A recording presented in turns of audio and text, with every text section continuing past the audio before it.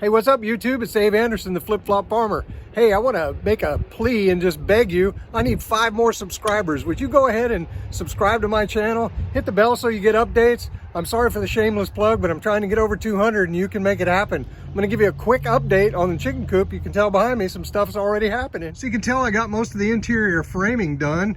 All that's left to do is pretty much the back doors and windows.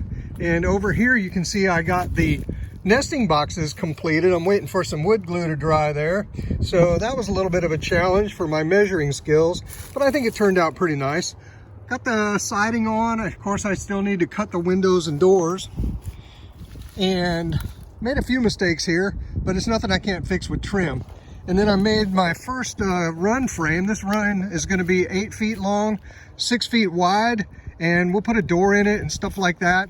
So hardware cloth is going to go on it, and then we'll put a barrier around the outside so that nothing can get in. I kind of over-engineered this coop. I think we're going to probably make it bear-proof in the end. I am planning on putting a fence around it, electric fence. So hope you'll stay tuned and get some more updates as we make progress on Coop Palooza 2020. Thanks for watching. Remember to subscribe, like the video, and leave some comments. Talk to you later.